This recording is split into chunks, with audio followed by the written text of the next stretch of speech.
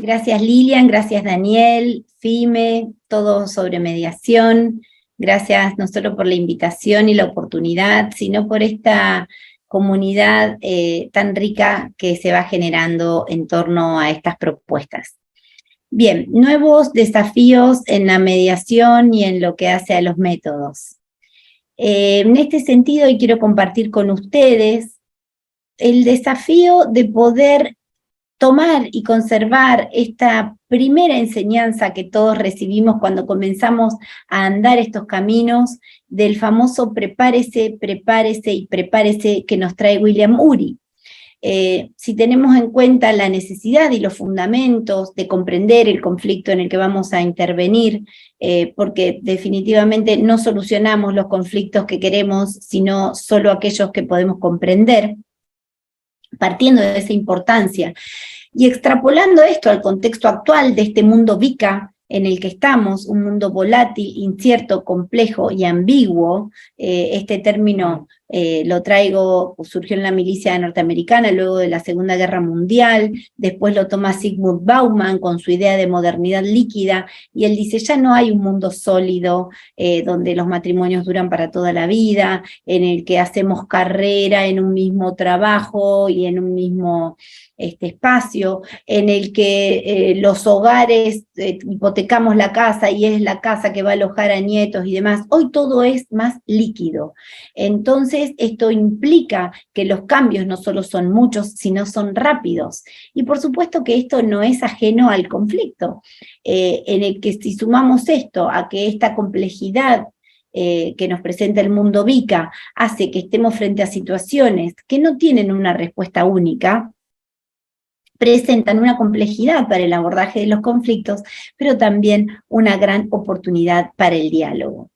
Es desde este espacio, desde este desafío del mundo VICA y esta necesidad del prepárese, prepárese y prepárese siempre vigente, que quiero traerles una herramienta que tomé del coaching, precisamente de Ivonne Hidalgo, que se trata de una matriz de indagación que se divide en 5 áreas o dimensiones. El coaching lo llama dimensiones, pero yo prefiero llamarlo áreas, como para evaluar los diferentes aspectos de la situación, de la comunidad que nos presenta, que nos requiere el abordaje.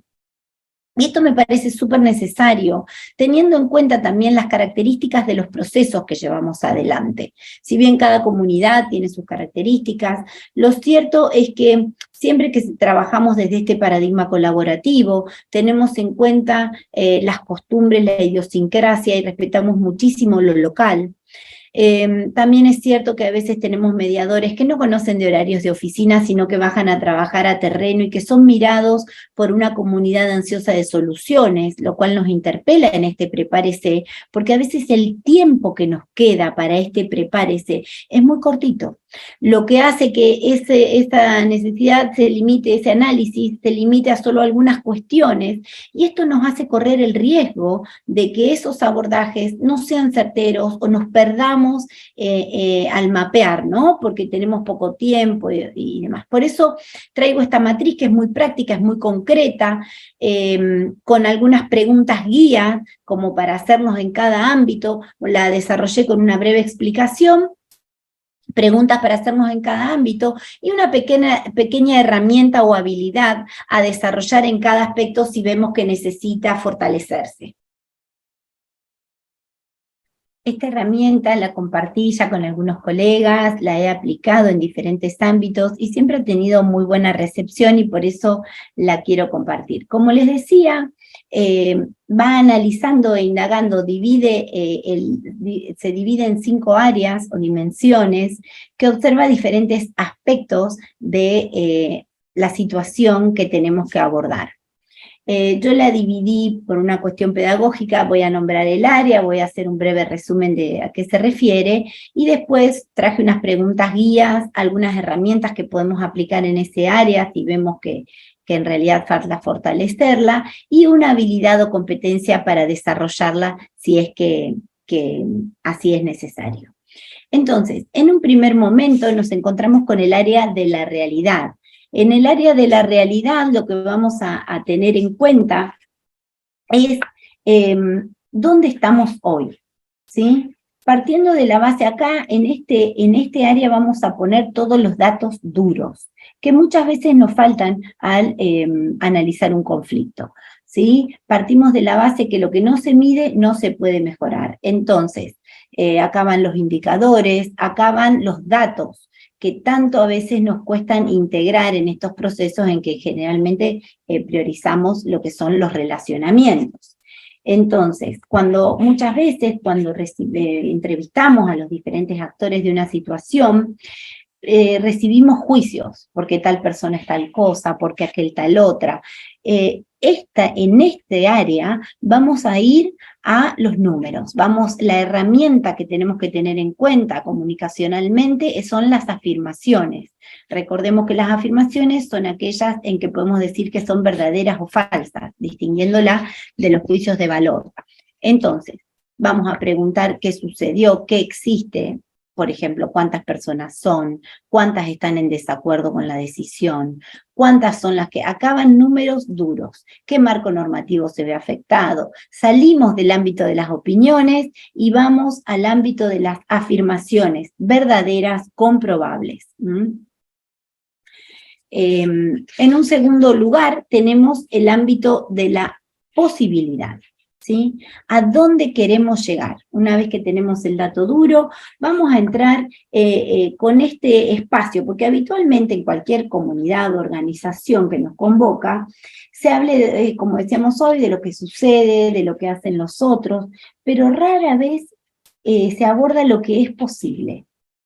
Y como sabemos, la palabra crea realidad, y este es un primer aspecto en tener en cuenta. Bueno, ¿qué quieren? ¿Para qué quieren lo que dicen que quieren? ¿Qué se puede hacer? ¿A qué se comprometen? Por eso hay que generar este espacio, ¿sí? Estas son conversaciones que muchas veces no se dan naturalmente, y por eso es que esta división tiene sentido, para que no nos perdamos en la indagación a las partes previa a la gestión o al abordaje puntual del conflicto. Entonces, indagando en este área de posibilidad, vamos a poder detectar aquellas barreras ocultas que impiden o condicionan el avanzar de esta organización. En este punto es muy importante reconocer también quién tiene la capacidad en la organización de declarar lo que es posible y lo que no. Acá podemos integrar este tipo de preguntas que ven, y la herramienta, la habilidad a desarrollar son las declaraciones válidas, los juicios fundados. Acá no solo tendremos que hacer estas preguntas, sino al hacerla tendremos que chequear que esos juicios, esas respuestas sean fundadas, no meros juicios subjetivos. Bien, en el tercer ámbito tenemos el ámbito de la acción. Digamos que la única manera de transformar una situación existente es a través de acciones.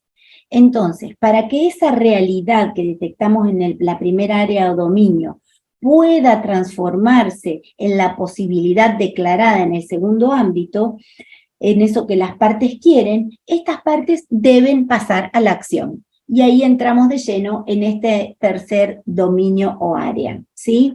En este área vamos a tratar de enfocarnos en acciones. ¿Qué hay que hacer para que la realidad se transforme? La herramienta consiste en revisar las peticiones, los pedidos, las ofertas, y cómo coordinamos acciones en la organización. ¿Cómo pido lo que pido? No es lo mismo que yo pida, haceme un informe, que yo diga, haceme un informe que contenga nombre, DNI y hora de llegada de las personas, ¿sí? Entonces, este es un ejemplo muy sencillo, pero que nos va a llevar a un resultado de acuerdo a cómo pidamos. Hay que aprender a pedir y a poder chequear con qué nos comprometemos, con qué no, porque eso nos va a dar un resultado de una acción u otro muy diferente. Este es el área para medirlo. Posteriormente, tenemos el área de las relaciones. Sabemos que la calidad de nuestras conversaciones hace a la calidad de nuestras relaciones. Y este es el espacio en el que vamos a analizar cómo conversamos. ¿Cómo llevamos adelante estas peticiones? Acá les invito a pensar este espacio relacional como la máquina de un reloj, ¿no? En una organización, en una comunidad donde vamos a intervenir, hay muchas piezas, como en la máquina de un reloj, precisamente. Piezas que se necesitan unas a otras para poder coordinar, piezas que se desgastan en lo cotidiano, en el quehacer cotidiano, en el roce. Entonces pensemos esta gran maquinaria que funciona y que ese funcionamiento, ese desgaste cotidiano genera consecuencias. Entonces esto es lo que vamos a revisar. ¿Cómo vamos generando estos espacios de relacionamiento? Sabemos que para modificar cualquier situación, de acuerdo al análisis previo, las relaciones es un ámbito fundamental a tener en cuenta, porque si resulta insuficiente, por más que pensemos en el ámbito de la realidad, de la posibilidad y de la acción, va a estar obstaculizando si la relación no está debidamente aceitada, si estos engranajes no pueden coordinarse y funcionar de una manera saludable. Somos lo que somos porque tenemos el dominio de la relación, y el hecho de tener un espacio sano relacionalmente va a incidir también con los resultados y con la generación de paz que tanto perseguimos los mediadores. En este ámbito nos encontramos con la herramienta del diseño de conversaciones, con conversaciones asertivas y con preguntas como quiénes coordina, con quiénes tenés que coordinar para realizar determinada acción, quiénes son relevantes, cómo son los roles y funciones en la organización, cómo son los roles en este conflicto, cuáles son las conversaciones que se repiten y que no podemos solucionar, qué temas son frecuentes, qué conversaciones tenemos pendientes de llevar adelante, que a lo mejor nos están obstaculizando una toma de decisiones en este mundo VICA. Y finalmente tenemos el área del aprendizaje, ¿sí? Acá vamos a entrar en lo que sé que no sé y lo que no sé que no sé.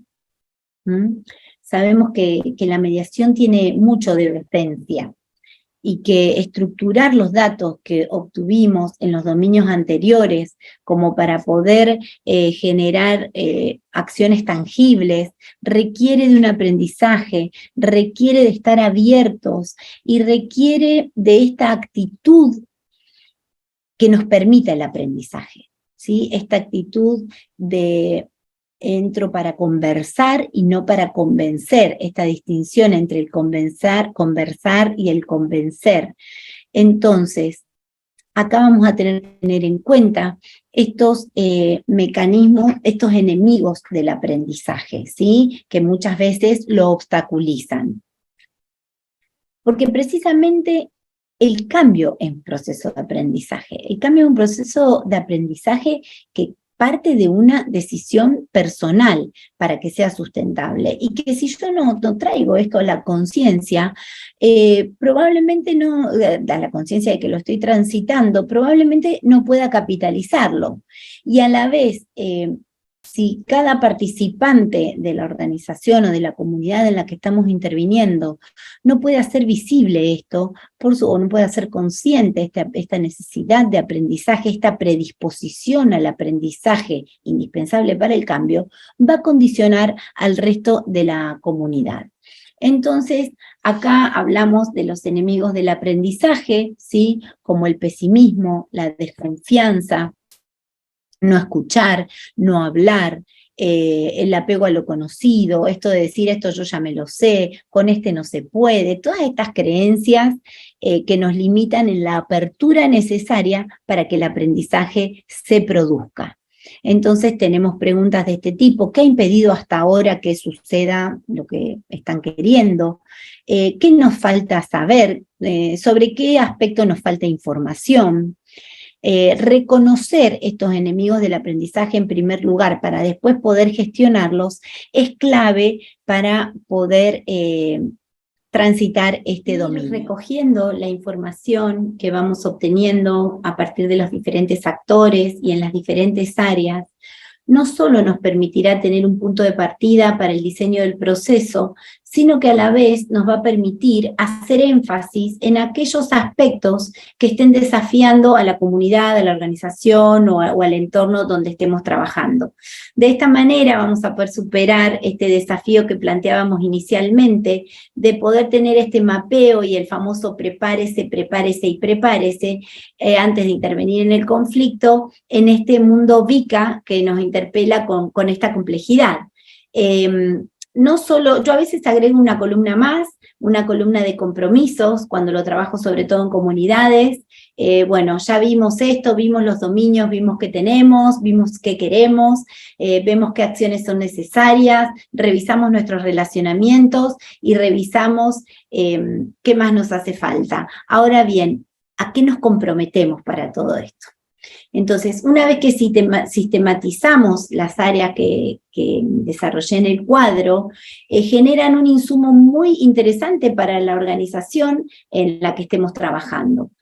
A veces cuando la organización o la comunidad está decidida, pero nos enfrentamos a desafíos estructurales, para que la intervención sea eficiente, requiere este sostenimiento, requiere esta ayuda a memoria, porque si solo mostramos y nos vamos, a veces, la mayoría de las veces, todo va a volver a su forma anterior.